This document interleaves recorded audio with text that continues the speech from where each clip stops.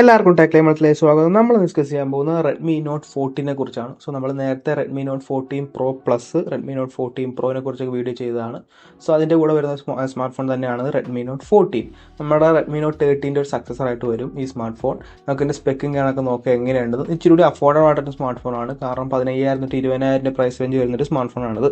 So design wise നമുക്ക് first all നോക്കാം. 8mm ആണ് തിക്നെസ് വരുന്നത്, 190 gram weight, plastic back, plastic frame. കാരണം ഈ പ്രൈസ് റേഞ്ചിൽ അങ്ങനെ കിട്ടത്തുള്ളൂ. പിന്നെ IP64 റേറ്റിംഗ്. സോ അത്യാവശ്യം ബിൽഡ് ക്വാളിറ്റിയും കാര്യങ്ങളൊക്കെ ആയിട്ടാണ് വരുന്നത്.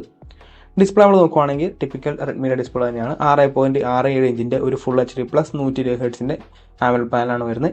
8 ബിറ്റ് ആണ്, 10 ബിറ്റ് ഒന്നുമല്ല, 8 ബിറ്റ് സാധാരണ ഡിസ്പ്ലേ തന്നെയാണ്. 240 ഹെർട്സിൻ്റെ ടച്ച് സാമ്പിളിംഗ് റേറ്റ് വരുന്നുണ്ട്.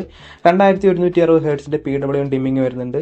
2100 nits peak brightness, HDR10+ support, in display finger print scanner, gorilla glass 5 protection. 15,000-16,000 രൂപ പ്രൈസ് റേഞ്ച് വെച്ച് നോക്കുമ്പോൾ one of the best display എന്ന് വേണമെങ്കിൽ പറയാം. അത്യാവശ്യം നല്ല ഫീച്ചേഴ്സും കാര്യങ്ങളൊക്കെ വരുന്നുണ്ട്. നെക്സ്റ്റ് ഓഡിയോയുടെ കാര്യം നമ്മൾ നോക്കുകയാണെങ്കിൽ ഡുവൽ സ്റ്റീരിയോ സ്പീക്കേഴ്സ് നമുക്ക് കിട്ടുന്നുണ്ട്. 3.5mm ഹെഡ്ഫോൺ ജാക്ക് കിട്ടുന്നുണ്ട്. ഡോൾബി അറ്റ്മോസും കിട്ടുന്നുണ്ട്. സോ മൾട്ടിമീഡിയ എക്സ്പീരിയൻസ് അടിപൊളിയായിരിക്കും ഈ സ്മാർട്ട് ഫോണിൽ. നെക്സ്റ്റ് പെർഫോമൻസ് നമ്മൾ നോക്കുകയാണെങ്കിൽ ഇവിടെ ചെറിയൊരു വീക്ക് പോയിന്റ് ആണ് ഈ സ്മാർട്ട് ഫോൺ. കാരണം MediaTek Dimensity 7025 ആണ്. 7050 എങ്കിലും കൊടുക്കായിരുന്നു പ്രൈസ് റേഞ്ച് വെച്ച് നോക്കുകയാണെങ്കിൽ. സോ അതിന് സ്പെക്ക് അവിടെ കൊടുത്തിട്ടുണ്ട്. LPDDR4X RAM, UFS 2.2 സ്റ്റോറേജ് ആണ് വരുന്നത്. ഒരു ആവറേജ് പ്രോസർ എന്ന് വേണമെങ്കിൽ പറയാം. അത്യാവശ്യം ഗെയിം കളിക്കാം, അല്ലാണ്ട് വലിയ ഹെവി ഗെയിം ഒന്നും കളിക്കാൻ പറ്റത്തില്ല. ആൻഡ്രോയിഡ് സ്കോർ നമ്മൾ നോക്കുകയാണെങ്കിൽ ടോട്ടൽ 4,94,851 ആണ്. CPU 1,62,281, GPU 79,023 ആണ് വരുന്നത്. നമ്മളിനി OSന്റെ നമ്മൾ നോക്കുകയാണെങ്കിൽ ഹൈപ്പർ OS ആണ് വരുന്നത്. Android 14 out of the box, 2 വർഷത്തെ ആൻഡ്രോയിഡ് അപ്ഡേറ്റ്, 3 വർഷത്തെ സെക്യൂരിറ്റി അപ്ഡേറ്റ് ആണ് വരുന്നത്. ഹൈപ്പർ OS നമുക്കറിയാം അത്യാവശ്യം നല്ല ഒപ്റ്റിമൈസ്ഡ് ആയിട്ടുള്ള UI തന്നെയാണ്. MIUI പോലെയൊന്നുമല്ല, ശരി ഒപ്റ്റിമൈസ്ഡ് ആണ്. ആഡ്സും കാര്യങ്ങളൊക്കെ വളരെ കുറവായിട്ടാണ് ഇപ്പോൾ വരുന്നത്. നെക്സ്റ്റ് ക്യാമറ നമ്മൾ നോക്കുകയാണെങ്കിൽ ബാക്കിൽ ഡുവൽ ക്യാമറയാണ്. ഡുവൽ ക്യാമറ എന്ന് പറയാൻ പറ്റത്തില്ല, ഒരെണ്ണം മാത്രമേ യൂസബിൾ ആയിട്ടുള്ളൂ, ബാക്കി വെറുതെയാണ്. സോ പ്രൈമറി നമുക്കൊരു 50 MP f1.5 ആപ്സിൽ വരുന്ന സോണി LTR 600 ആണ് വരുന്നത്. OI സപ്പോർട്ട് ചെയ്യുന്നുണ്ട്. പിന്നെ 1080p 30 FPS ആണ് നമുക്ക് കിട്ടുന്നത്. കാരണം 4K റെക്കോർഡിങ് കാര്യങ്ങളൊന്നും നമുക്കിവിടെ കിട്ടുന്നില്ല. പിന്നെ 2 MP മാക്രോ ആണ് വരുന്നത്. സെൽഫി നമുക്കൊരു 16 MP f2.4 സെൽഫി ക്യാമറ വരുന്നുണ്ട്. 1080p 30 FPS. ഉപയോഗിക്കാൻ പറ്റിയ ബാക്കിൽ പ്രൈമറി സെൻസർ മാത്രമേ വരുന്നുള്ളൂ. പിന്നെ 4K റെക്കോർഡിങ് കാര്യങ്ങളൊന്നും വരുന്നില്ല. സോ ആവറേജ് ക്യാമറ സെറ്റപ്പ് ആയിരിക്കും.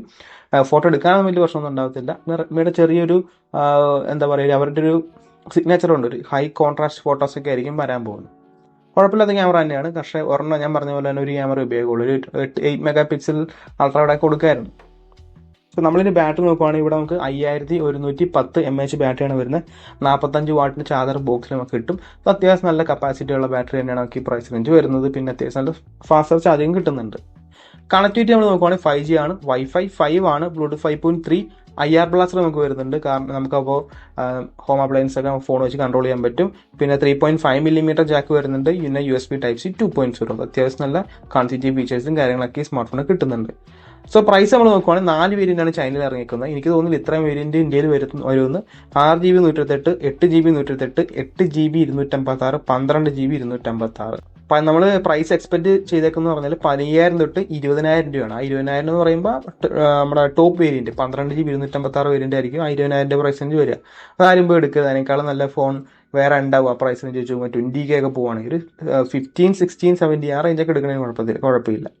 അപ്പോൾ നമ്മൾ ഈ പ്രൈസ് റേഞ്ചിൽ വെച്ച് നോക്കുകയാണെങ്കിൽ എങ്ങനെയുണ്ടെന്ന് വെച്ച് കഴിഞ്ഞാൽ ഇതിനേക്കാളും ബെറ്റർ ഒരു സ്മാർട്ട് ഫോൺ ആ പ്രൈസ് റേഞ്ചിൽ നിൽപ്പുണ്ട്. ഒന്ന് നമുക്ക് അറിയാം, റിയൽമി നാർസോ 70 ടർബോ എന്ന് പറഞ്ഞ ഫോൺ ആ പ്രൈസ് റേഞ്ചിലുണ്ട്. അതെന്ന് പറയുവാണെങ്കിൽ അവിടെ നമുക്ക് ബെറ്റർ പെർഫോമൻസ് ഉണ്ട്. MediaTek Dimensity 7300 ആണ് വരുന്നത്. UFS 3.1 സ്റ്റോറേജ് ആണ്, 4K റെക്കോർഡിംഗ് ഉണ്ട്, Wi-Fi 6 ഉണ്ട്, IP65 റേറ്റിംഗ് ഉണ്ട്. സോ ബെറ്റർ ഫോൺ അവിടെ അപ്പം തന്നെ കിടപ്പുണ്ട്. ഇത് നോക്കിയിരിക്കേണ്ട ആവശ്യമില്ല, നേരെ അത് എടുത്താൽ മതി. കാരണം നമുക്ക് ആ സെയിം പ്രൈസിന് തന്നെ 16,000 രൂപ തന്നെ നമുക്ക് ഇത്രയും സ്പെക്ക് വേറെ കിട്ടുന്നുണ്ട്. ആരെയും പോയി റെഡ്മി നോട്ട് 14 എടുക്കുക.